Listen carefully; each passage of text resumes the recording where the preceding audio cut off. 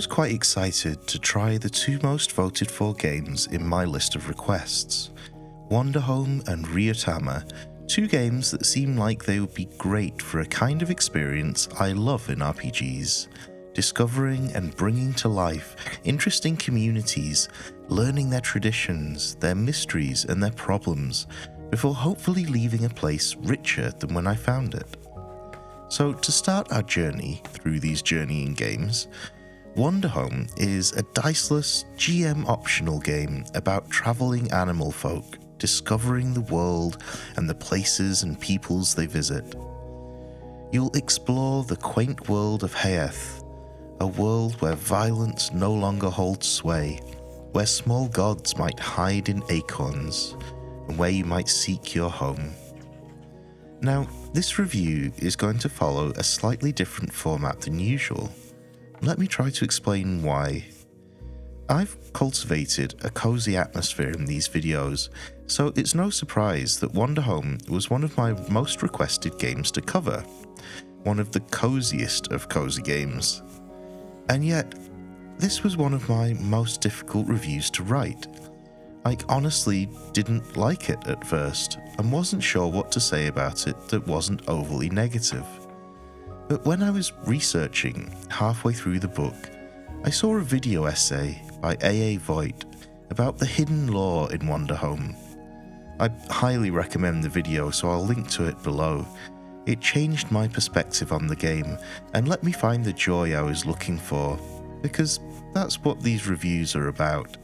The joy I find in RPGs, even when they're not for me. For now though, let's introduce Wanderhome a little better.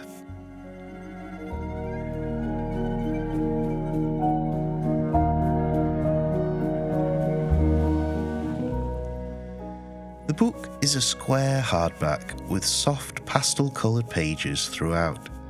It's dotted here and there with similarly colourful character art. All that and the wide margins give Wanderhome a children's storybook kind of feel.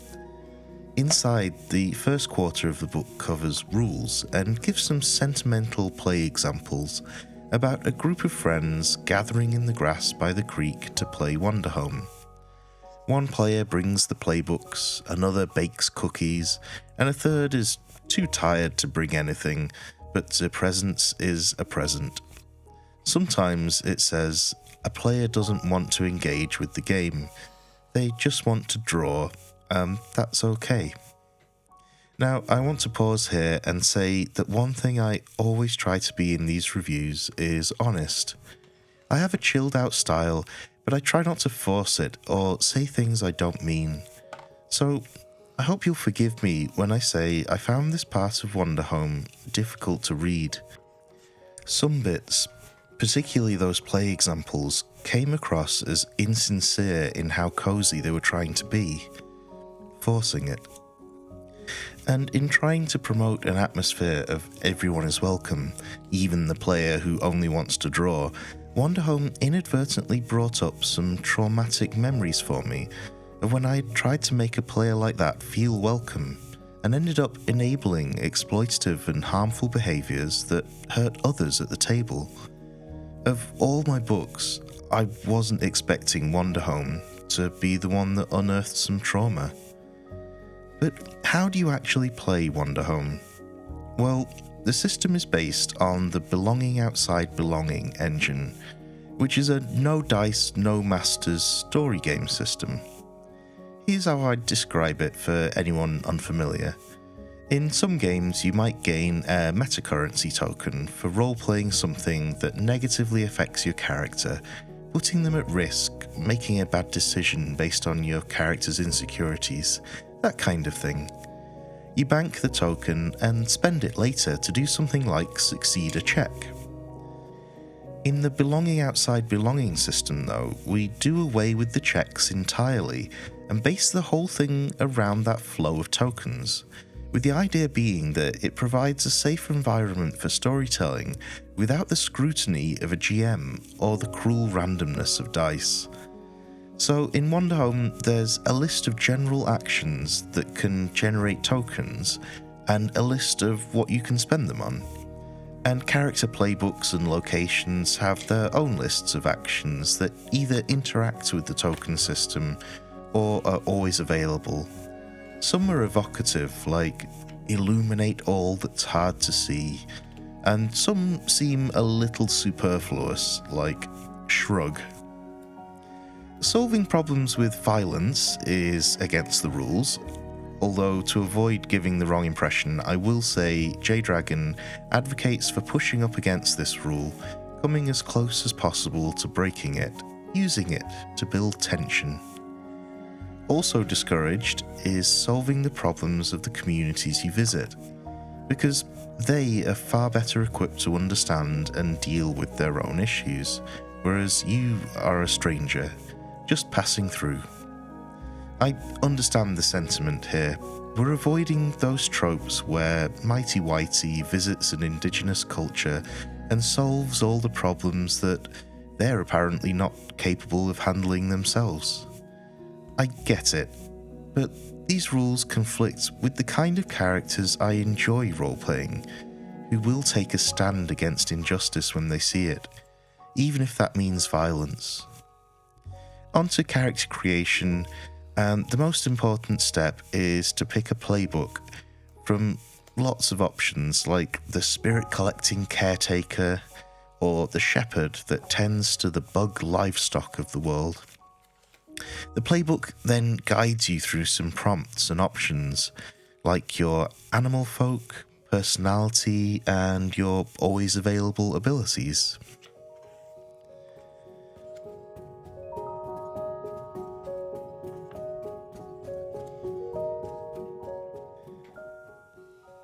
At this point in my read, going through the playbooks, I was struggling. I didn't understand why Shrug is an ability that you can do if you pick the Firelight. Does that imply you can't do it if you pick Dancer? And conflict is important for stories, even the lower stakes conflict of cozy fantasy that I'm a fan of. But I didn't understand where conflict might come from in this overly idyllic setting. I decided I needed a break. When I sat back down to continue, I did a bit of research about the author's intention so that I could evaluate Wanderhome on its own terms. There is a director's commentary, but it's behind a $25 paywall, which was disappointing when I'd already spent nearly $70 on the book. But that led me to the video essay I mentioned before, A.A. Voigt's The Hidden Lore of Wanderhome. It treats those little snippets of world building that I had dismissed as twee flavour text, instead as a style of world building that rewards close reading and theory crafting, the kind of world building that people gush about in Dark Souls games. By treating it that way, A.A. Voigt put forward a really fun hypothesis of a dark and hidden history behind the cosy front of Heath.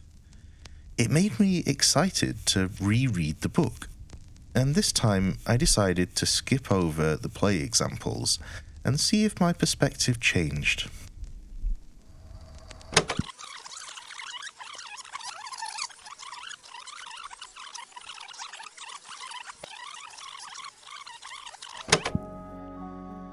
The book is a square hardback with soft pastel-coloured pages throughout. It's gentle on the eyes and easy to read. It starts with some tantalising hints about the world you might discover, the history of the lightning dancers, the fate of the slobbering god, and the more recent regime of the king of the floating mountain. This is a world rebounding from trauma imposed by powerful entities and now is forging a new path of kindness. The slobbering god is gone, slain by the Heaven's Blade, and now the gods are small and easily forgotten, small enough to carry with you if you play as a caretaker, but perhaps not too forgotten that you can't spend a token and listen to what they have to say. And the Heaven's Blade is now held by a lowly young ragamuffin. Perhaps you'll meet them. Perhaps you'll be them.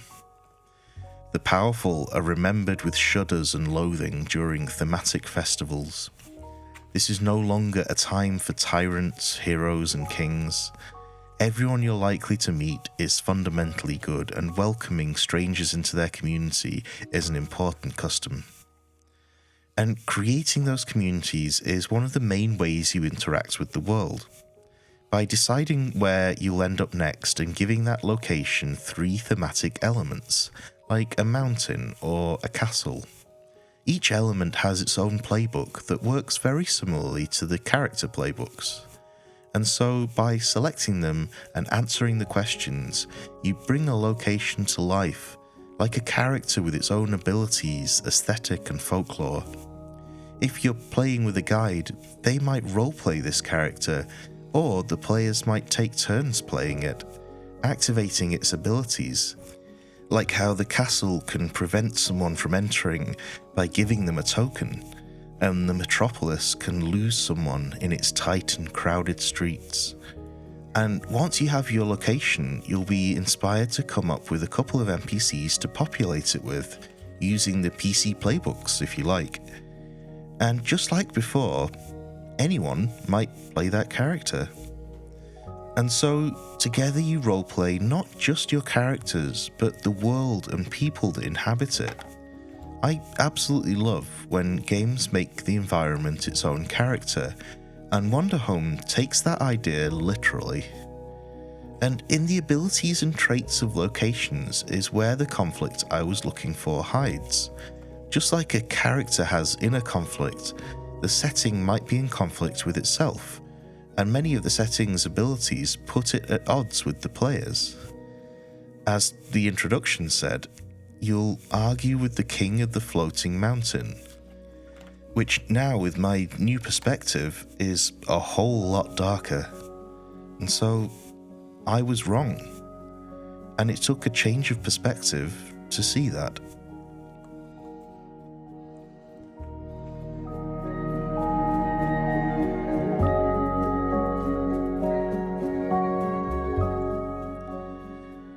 Wanderhome turns away from negativity, providing a space where you can escape from conflict entirely if you want. Like how I try to take breaks from reading and complaining about politics.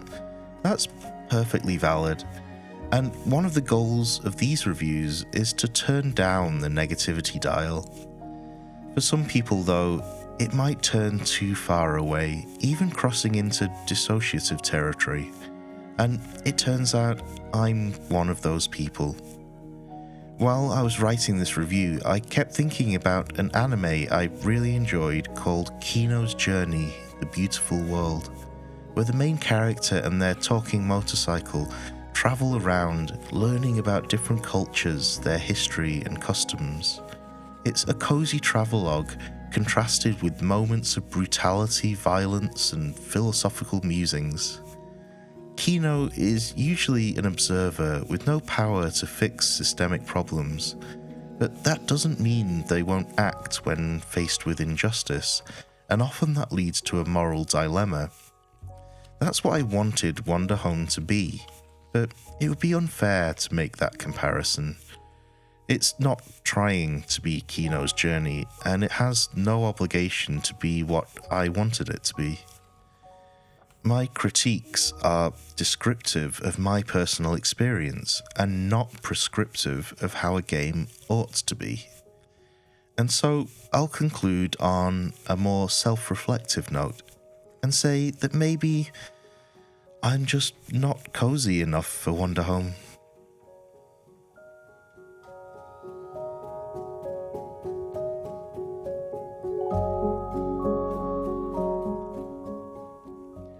I've had quite a few publishers and marketing people offer to pay me for promotional content or offer me affiliate links.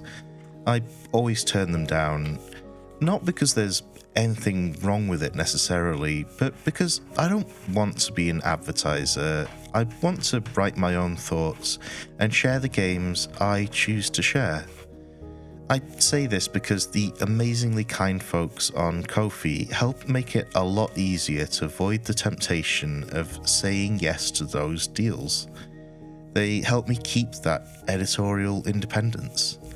And a good example of that is how I was able to use the money from Ko-fi to buy this copy I'm reviewing today. But since I didn't really vibe with the game, I'd like to pay it forward to someone who will. I'm just a hobbyist, so I can't do this regularly or ship globally, I'm afraid. All I ask is two things. One, that you have a UK address I can send the book to.